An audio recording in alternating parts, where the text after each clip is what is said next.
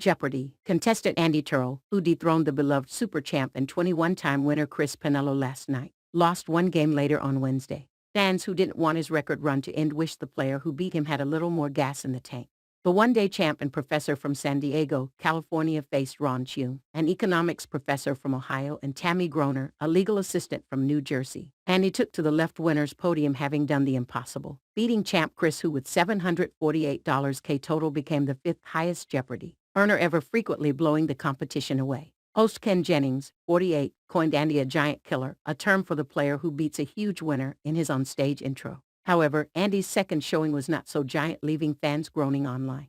Going into Final Jeopardy, newcomer Tammy, who controlled the board in the first game without a streak holder in months, and Ron were neck and neck. Andy was in last place as Ron at $22K after a big daily double, and Tammy $22.20K. Final Jeopardy read under U.S. presidents. He was sworn in twice as president within 2 years, first by his father and then later by a former U.S. president.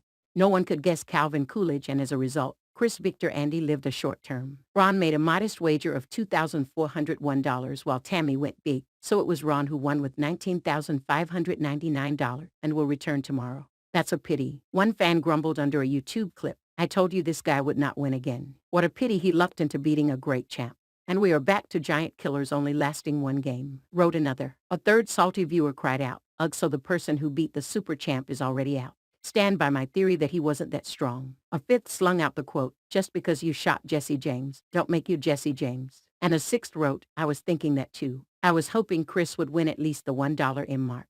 As a seventh piled on the beating, "I also knew it. The contestant who defeats a long-running champion either loses the next game or wins a couple more. What a waste for viewers. So unexciting," they added as everyone seemed disappointed, and the verdict appeared Chris lost not by being outplayed, but by having a bad night. Over on Twitter, a fan fumed, "My daughter Sarah says it stinks when real winners like Chris are defeated by those who can't win a second game, and she is protesting your show until this is fixed." Chris missed. Chris, 38, is a customer success operations manager and former poker ace from Ocean City, New Jersey, who started competing on September 30th. Since then, he had gone on to win 21 consecutive games, which paused for tournament play, and racked up a fortune along the way. He can also boast of having the game show's sixth longest streak, though that's as far as he'll go until next year's Tournament of Champions.